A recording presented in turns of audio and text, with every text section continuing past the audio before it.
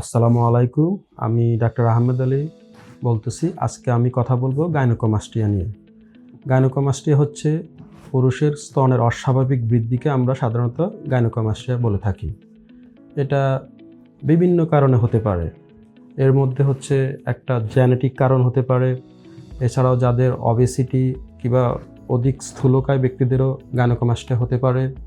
পাশাপাশি হরমোনাল ইমব্যালেন্সের কারণে হতে পারে, যেমন লো টেস্টোস্টেরন অথবা হাই এস্ট্রোজেনের কারণে হতে পারে। পাশাপাশি কিছু মেডিকেল কন্ডিশনে হতে পারে, যেমন pituitary gland tumour, adrenal gland tumour, liver disease, kidney disease, এমনকি সার্টেন ড্রাগস যাদের নেওয়ার বিভিন্ন কারণ নিতে হয় তাদেরও গাইনোকোমাস্টিয়া হতে পারে।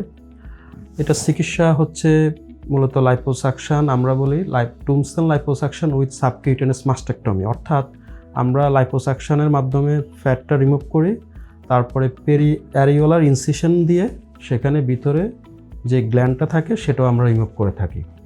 এটা সচরাচর আমরা লোকাল অ্যানাস্থেশিয়ার মাধ্যমে করে থাকি, কিন্তু স্টেজ 4 কিংবা তারও অধিক হলে সেক্ষেত্রে আমরা জেনারেল অ্যানাস্থেশিয়া দিয়ে করতে পারি। লোকাল অ্যানাস্থেশিয়ার ক্ষেত্রে পেশেন্ট প্রসিডিউর করে হসপিটাল স্টে করতে হয় না, পেশেন্ট প্রসিডিউর শেষে বাসা চলে যেতে পারবে।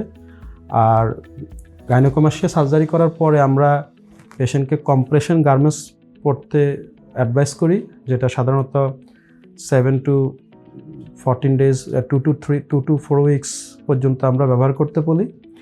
আর গাইনোকোমাস্টিয়া সার্জারি করার পরে সাধারণত পেশেন্টের যে দৈহিক পরিবর্তন, এতে করে পেশেন্টের আত্মবিশ্বাস বৃদ্ধি পায়। তো আমরা রিজেন ওয়েলনেসে নিয়মিত গাইনোকোমাস্টিয়া সার্জারি করে থাকি।